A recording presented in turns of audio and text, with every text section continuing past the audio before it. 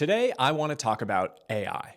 More specifically, the real AI risk that nobody told you about.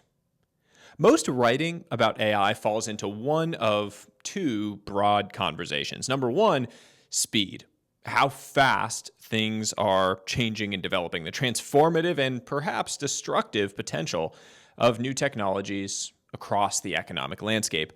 The second conversation is one about leverage. It's how you can use these new and burgeoning tools in your life and business, and the necessity of doing so if you want to gain an edge and remain relevant in this rapidly changing landscape. Both of those conversations matter. It's undeniable that these technologies will play an increasingly important role in our future. But there is a third conversation that is almost unspoken. It's one that no one is having. That is a conversation about protecting your own humanity. How do you thrive as a human in an AI world? This is, I would argue, the most important conversation because it points to the real AI risk that nobody told you about. As AI gets exponentially better at thinking, writing, deciding, and optimizing on our behalf, most people will jump at every opportunity to outsource things to it. This is natural, but it's important to remember that what you outsource won't remain the same. What you outsource will atrophy. You don't have to look far in your life to find examples of that. Hire a personal chef. You'll probably lose some of your cooking skills. Hire a money manager. You'll probably be less in tune with your finances. Hire an analyst. You'll probably become less proficient with analysis.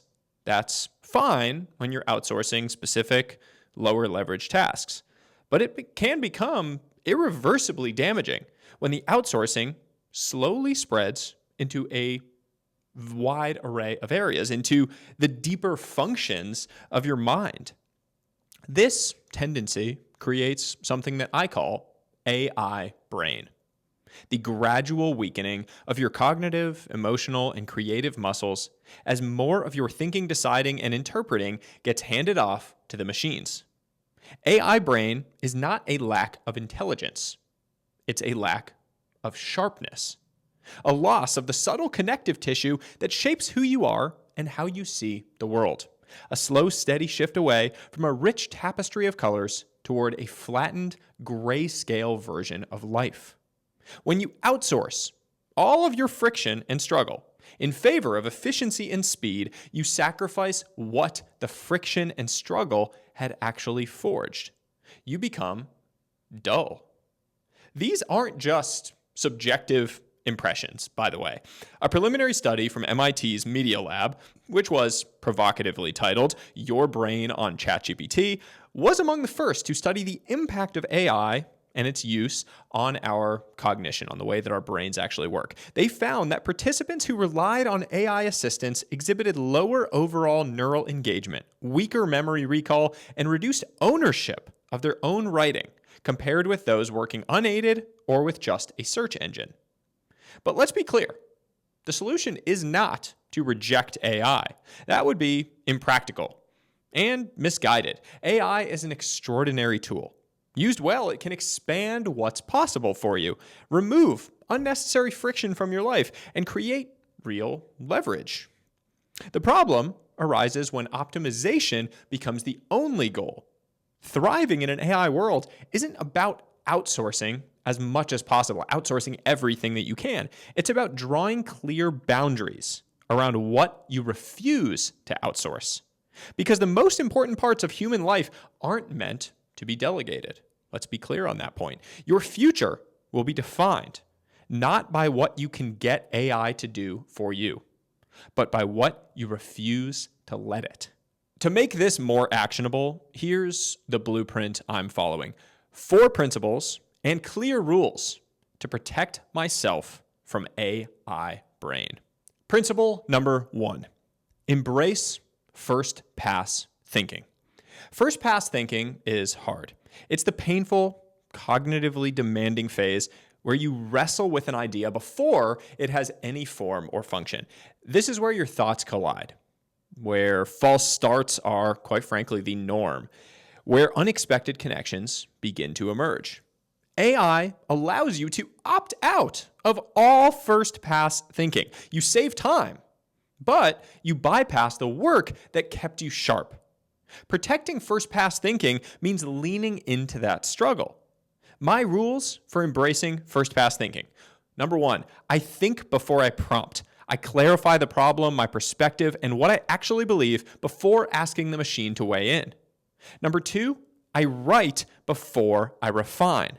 I force myself to produce a bad first draft before touching any tools. And number 3, I decide before I optimize. I form an initial core judgment by myself, then use tools to pressure test or improve it. First pass thinking is how you maintain originality. It's how you assert your distinctiveness in a world of increasing sameness. Principle number 2, preserve cognitive friction. First pass thinking is a pure example of what I call cognitive friction. This is the mental resistance you feel when your brain is placed in a challenging setting. It's the discomfort of not knowing the answer yet. The strain of holding multiple ideas in your head at once.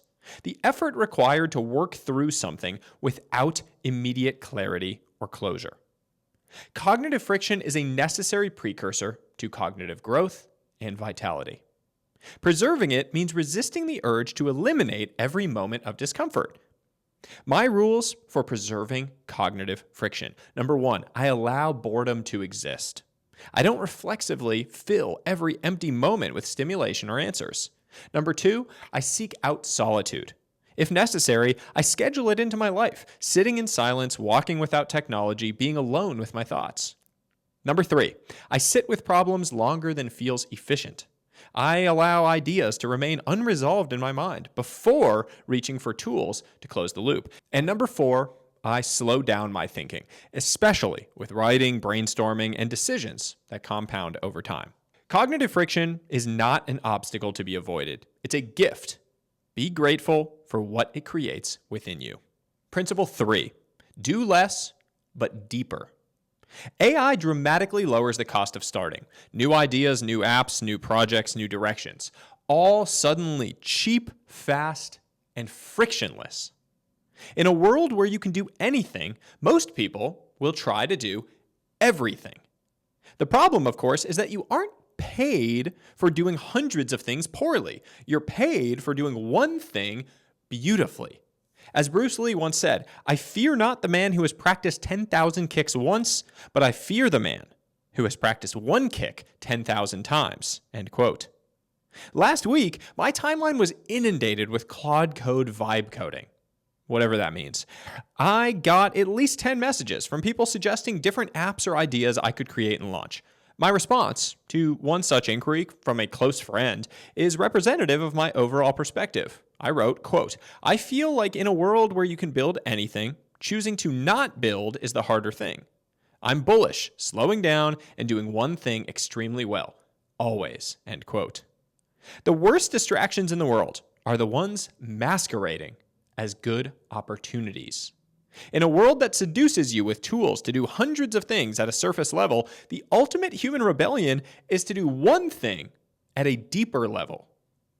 Breadth is easy, depth is hard. My rules for doing less but deeper. Number 1, I identify the 2 to 3 most important things. Focus compounds. Number 2, I say no to most ideas, especially the ones that seem good but don't fit the core of what I'm trying to do. And number 3, I measure quality, not quantity. Power laws run the world. One kick, not 10,000.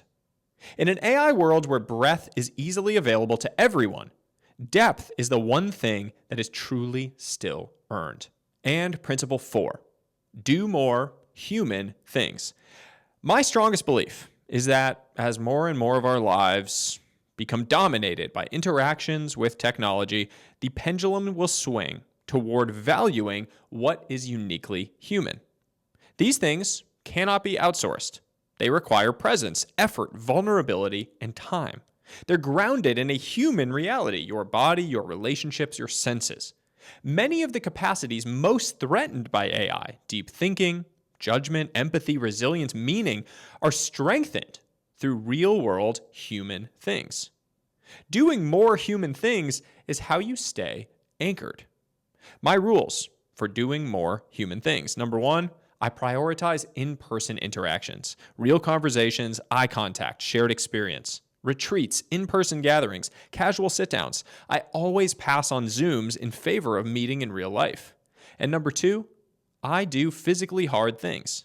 I regularly put my body under strain to remind myself what effort feels like. It builds grit, resilience, and tolerance for uncertainty. These things don't scale, but that's the point. In a world increasingly optimized for efficiency, doing more human things is how you protect what can't be automated. And remember who you are. How to save your brain. AI will continue to get faster, cheaper, and more capable. That part is inevitable. What isn't inevitable is what happens to you in the process. AI brain isn't caused by the technology itself. It's caused by blurred lines, by slowly handing over the parts of your life that were never meant to be outsourced in the first place. Use these 4 principles to protect yourself. Number 1, embrace first pass thinking. The tension creates originality. Number 2, preserve cognitive friction. It's hard, but that's the point. Number 3, do less but deeper. Depth will be the ultimate human rebellion. And number 4, do more human things. Stay anchored in reality. And remember, your future will be defined not by what you can get AI to do for you, but by what you refuse to let it. That's all for today. I hope you enjoyed this. I hope you learned something, and I hope you'll share it with others. If you did enjoy this, you're going to love my first book, The 5 Types of Wealth. It's a New York Times bestseller, and you can order it now on Amazon or anywhere books are sold. As always, until next time, stay curious, friends.